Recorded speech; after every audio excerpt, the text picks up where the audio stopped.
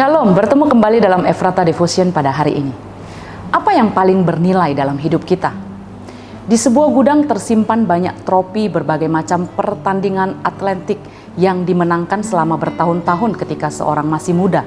Semuanya sekarang dimasukkan ke dalam sebuah kardus dan siap untuk dibuang. Ketika ia membereskan semuanya itu, ia mengingat upaya, keringat, air mata yang dicucurkan demi meraih semua penghargaan itu. Namun semua yang dulunya menjadi pencapaian dan kebanggaannya kini menjadi tidak berguna lagi. Sama seperti seorang kolektor yang menjaga dan menyayangi benda-benda yang dikoleksinya selama bertahun-tahun. Dia menganggap semuanya itu lebih dari berlian dan emas yang berkilauan. Suatu waktu ia mengundang semua temannya ke rumahnya dan ia berkata, "Kemarilah, datanglah ke rumahku. Aku mau membagi hartaku yang berharga." Semua temannya datang untuk melihat harta apa yang akan diberikan teman kolektornya itu. Ketika mereka melihat barang-barang itu, mereka semua tidak berminat dan menyebut barang-barang itu sampah. Bapak Ibu Saudara yang terkasih, seperti itulah nantinya akhir hidup kita di dunia. Semua milik kita, bukti pencapaian dan kebanggaan yang telah kita perjuangkan sepanjang hidup kita bisa menjadi tidak berarti apa-apa. Saat itulah kita baru benar-benar menyadari bahwa yang kita anggap berharga selama ini ternyata bukan paling berharga dalam hidup kita.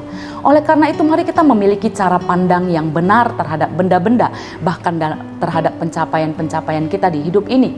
Jangan sampai waktu dan hidup kita pergunakan untuk hal yang tidak bernilai kekal. Rasul Paulus berkata, "Tetapi apa yang dahulu merupakan keuntungan bagiku, sekarang kuanggap rugi karena Kristus." Harta yang paling berharga bagi orang percaya adalah pengenalan akan Kristus Yesus Tuhan kita. Ini adalah harta yang paling bernilai melebihi apapun di dunia ini dan akan tetap berlaku bahkan sampai hidup kita setelah kematian. 2 Korintus 4 ayat 7 berkata, "Tetapi harta ini kami punyai dalam bejana tanah liat, supaya nyata bahwa kekuatan yang melimpah-limpah itu berasal dari Allah, bukan dari diri kami." Mengenal Tuhan yang benar akan mengubah cara pandang kita terhadap benda-benda, pencapaian, dan prinsip-prinsip hidup yang sesuai dengan firman.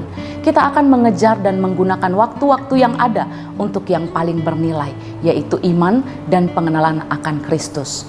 Sebagai harta yang juga akan kita wariskan kepada anak cucu kita. Agar dalam hidup kita ini, yaitu bejana tanah liat yang rentan dan fana ini, hidup kita dipenuhi kekuatan yang melimpah dari Allah. Sehingga hidup kita menjadi berkat dan berkenan bagi Tuhan. Yuk kita kejar yang paling bernilai itu. Mari kita berdoa. Tuhan Yesus, terima kasih kami diberitahukan harta yang bernilai, yang paling bernilai dalam hidup kami, yaitu pengenalan kami akan Kristus. Kami rindu Tuhan, harta yang Tuhan sudah beri dan taruh dalam hati kami ini kami pelihara, ini kami jaga, ini kami hidupi, supaya ini menjadi harta yang akan kami wariskan kepada anak cucu kami, dan hidup kami berkenan bagi Tuhan dan jadi berkat bagi orang-orang di sekitar kami. Tolong kami Tuhan, Roh Kudus bantu kami agar hidup kami makin memuliakan Tuhan setiap harinya dimanapun kami berada. Berkati kami satu hari ini dalam setiap pekerjaan kami, perjalanan kami, dalam setiap relasi-relasi kami. Biarlah Tuhan kami terus mengejar yang paling bernilai dalam hidup kami. Terima kasih Tuhan, terima kasih Yesus. Dalam nama Tuhan Yesus Kristus kami berdoa dan bersyukur. Amin.